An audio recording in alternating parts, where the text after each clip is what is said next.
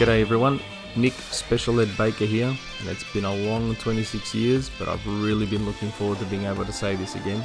Streets of Rage is back, and this is my review of Streets of Rage 4. Scrolling beat-em-ups in the modern gaming world are a bit of a novelty, relics of a bygone era where the arcades ruled the world and games were designed to be played in short bursts to take as much money off you as possible. But for a while, beat-em-ups were the first-person shooter of their time, a genre ruled by Capcom, Konami and Sega. Classics like Final Fight, Captain Commando, X-Men and Golden Axe were some of the most played games of the day, and console players yearned for arcade-perfect ports, which often home consoles like the SNES and Mega Drive just weren't capable of delivering on. But there was one console-only franchise that stood alone atop the mountain of clones and wannabes that could stand toe-to-toe with the arcade giants. That franchise was Streets of Rage. Streets of Rage defined what a beat-em-up built around console limitations could be. The original game laid the foundation for what was to become the pinnacle of not only the franchise, but arguably the genre. Streets of Rage 2 took the best elements of its predecessor and skillfully grafted elements from one-on-one fighters like Street Fighter, and infused it with one of the most iconic soundtracks in video game history to produce a true masterpiece in the beat-em-up space. Streets of Rage 3 refined and modernised some of the mechanics while not taking the leap the second game did. Streets of Rage 4 looks to straddle the line between revelation and refinement that we saw between the second and third games. Luckily, the game is in great hands. Lizardcube showed their wares by tackling another classic Sega franchise in Wonder Boy. 2017's Wonder Boy The Dragon's Trap wasn't a sequel, but a modern remake of the 1989 classic Wonder Boy 3 The Dragon's Trap. Lizardcube faithfully recreated the original game, all with the same hand-drawn artwork seen lavishly poured upon Streets of Rage 4, complete with Halo Anniversary visual style switching between original and new graphics, which was a great touch for Wonder Boy. Their careful handling of a beloved but somewhat niche franchise was enough to gain the trust of Sega, who once again handed them the keys to another hallowed and long dormant Sega IP. But this task was far larger than a simple remake. Creating a sequel to a hardcore IP that had been dormant for 26 years in a genre that is no longer the darling of the video game industry is a Herculean task. One Lizardcube knew they couldn't do alone, and so they partnered with Guard Crush to help with the underlying systems. Now I need to get this out of the way early. I'm reviewing this game as a huge Streets of Rage fan and one who still frequently plays the classic games in the genre. My expectations are high but also realistic. But make no mistake, Streets of Rage 4 isn't trying to be anything more than a hardcore old school side-scrolling beat-em-up. With that said, Streets of Rage 4 is incredible. It manages to capture the same feelings the original games did decades ago, but with a brand new gorgeous sheen and some modern flourishes here and there for good measure. Personally, I don't see the game bringing in many, if any, new fans to the genre, but I'm not certain that was the intention. This is a beautifully handwritten love letter to older side-scrolling beat-em-up fans, and there's probably a few too many gaming conventions from previous eras for it to really resonate or click with a younger gaming audience. For example, this game is hard. Surprisingly hard. My initial playthrough was on normal, and I saw a few game over screens throughout my 12-stage journey. Which brings me to my next point. Checkpoints. Today's gamer is used to having them doled out in spades. Streets of Rage will do you no such favours. No matter what point of any given stage you're at, if you lose all your lives, you're right back at the start of the level. This may frustrate most that are used to games being more generous with their check and save points. If the sound of that isn't appealing, then be sure to stay away from arcade mode, where you have to beat the game in one sitting. You die, start all over again. But everything you loved about Streets of Rage is here. Lizardcube has taken bits and pieces from all three games and spread it out over various elements of the latest installment. Classic characters have either been brought back, like Adam Hunter, or we fight old enemies like Shiva. Or maybe we'll enjoy a cameo from our favourite video game kangaroo. But it doesn't end at the characters. Stages have been recreated or reimagined. Fan favourite weapons are back for you to dole out all manner of punishment on your enemies with. But how do you successfully bring back a franchise that's been dormant for almost 3 decades and inject enough new to make it feel fresh without alienating and potentially angering longtime fans? Well, by understanding what made the old games great in the first place. Guard Crush Games, the studio responsible for the mechanics and underlying systems behind the game, have clearly tread a fine line here when deciding what should be kept, removed, changed, or merely tweaked. I can obviously only speak from my perspective, but I'm pretty happy with the results. This is mostly due to the fact that the studios have chosen Streets of Rage 2 for their inspiration in the overall gameplay, which also happens to be my favourite. But gone are off-screen enemies. Once an enemy is in the frame, they stay there until they're dead. Much like Streets of Rage 2 introduced some systems from 2D fighters of the time to revolutionise within the genre, Streets of Rage 4 also adds some 2D fighter nuance to its fighting mechanics. Juggles and lengthy combos, mostly as a result of the juggling, make their way into the franchise, and when combined with the enemy's inability to fight off screen, can make for some incredible moments and combo opportunities.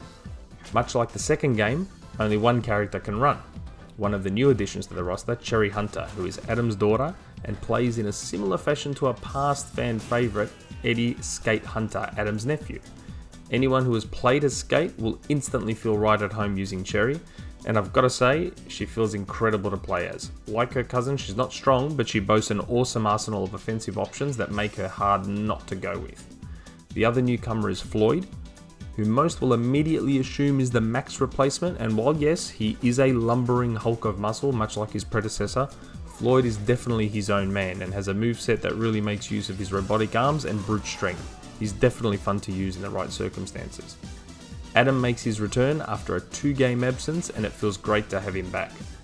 While he effectively keeps his standard attacks, the fact that he was absent for the introduction of special moves means Lizardcube and Guard Crush could effectively build him from the ground up, and honestly, he feels like a more fluid version of Axel, and he's probably the best all-round fighter to use.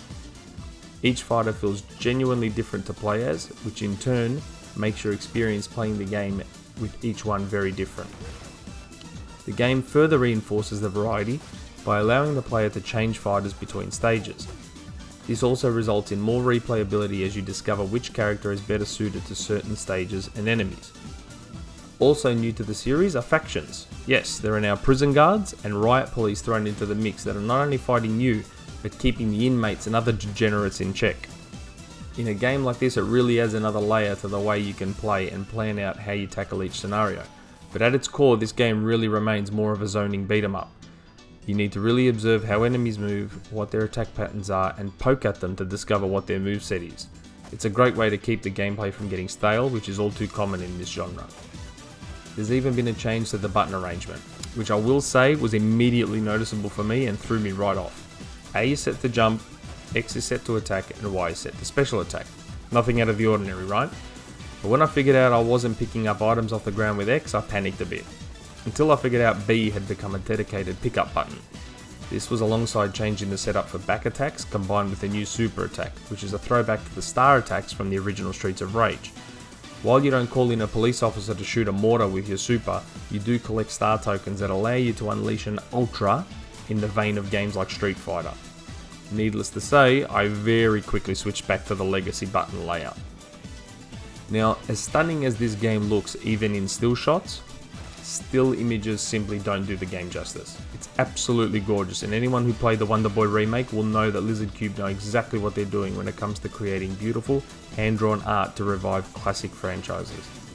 While the overarching tone to the visuals and colour palette is slightly darker, the colour variety and the neon the series is famous for still remains intact. It would have been easy for any indie developer to do what so many others have done by sticking true and going with pixel art for Streets of Rage, but the step up to hand-drawn animations fits perfectly and makes it really hard to go back. But once again, like Wonder Boy, the pixel art origins haven't been forgotten. As you play the game, you build a lifetime score which goes towards unlocking retro characters as well as retro versions of existing characters, all in their pixelated glory, which actually blends surprisingly well against the hand-drawn world. But be warned, using a retro character brings all that goes with that character and the game they came from. As an example, using the original Streets of Rage Axel means no grand upper, no modern moveset, and the mortar launching cop car replacing the ultra move. While this isn't quite as limiting when using Streets of Rage 2 and 3 models, it's quite jarring trying to play 4 with characters from the first game. But the game also feels as good as it looks. Punches have weight, special attacks feel powerful and are visually grand. But we take certain things for granted in gaming, like Rumble. It's easy to forget Rumble didn't really exist in the 90s, and its use of it here is sublime. It's astonishing how much even subtle Rumble can add to how fighting feels in this game. I'm not sure I'm looking forward to my next playthrough of Streets of Rage 2 as much as I thought I would, knowing Rumble's not going to be there. Now we get to a very important part of any Streets of Rage game, the soundtrack. Now how do you top the best soundtrack in gaming ever? The simple answer is, you can't. While Streets of Rage 4 boasts an impressive roster of composers, including the legendary Yuzo Koshiro, who composed the music for the first 3 games, I felt like this game had an impossible bar set for it. Not that the soundtrack isn't good, but it just doesn't have the instantly iconic house, jazz, techno and synth sound Streets of Rage 2 does. You can literally hear the attempt at reimagining Go Straight in the first stage, but it never hits those heights. Many of the tracks felt like they were trying to put a different spin on older tracks rather than doing what was done with 2 and simply making new great stuff. While the options exist to use music from the original games, it's not quite the same when those songs are paired with levels they weren't designed around. It just doesn't feel right. Now, side-scrolling beat-em-ups aren't known for being overly long games, nor are they known for offering a generous suite of modes, replayability and unlocks. Luckily, this isn't much of an issue here. Streets of Rage 4 introduces a ranking system to each stage, think Devil May Cry, which encourages the player to improve their rank and go for the S, which based on my attempts already will be incredibly tricky to do, even at easier difficulties. As someone who is a fan of short games, this feels like just the right length to me, given the type of game it is. It's just long enough to not feel short, but not so long that it outstays its welcome or grows stale. A simple start to finish run shouldn't take you more than a few hours. The real meat comes in the form of unlockables, going for higher ranks, and playing with friends in co-op. The game features 2-player online co-op and 4-player local, which is fun as hell if a little chaotic. As I was expecting, the online has some lag to it, much like the Xbox 360 and PS3 re-releases of the older games did, and honestly, the returning battle mode was nigh on unplayable for me with latency issues, which was unfortunate. I'll endeavour to try again at various times of the day to see if maybe it was a peak time issue or not. But in the end, Streets of Rage 4 is everything I could have wanted in a sequel to such a venerable series that I've always held in such high regard. It's clear that both Lizardcube and Guard Crush get it. They managed to create a sequel that belongs right alongside its predecessors despite having to manage fan expectations and the ever-present nostalgia that can inflate people's memories of the old games, particularly after some 3 decades and change. It's a prime example of how to modernise a bygone era without abandoning the spirit of it, all while capturing the feeling of what made it so special and fun all those years ago. This is an absolutely mandatory play for any Streets of Rage or scrolling beat-em-up fan. I also recommend anyone with a penchant for old school gaming sensibilities to definitely give this a go.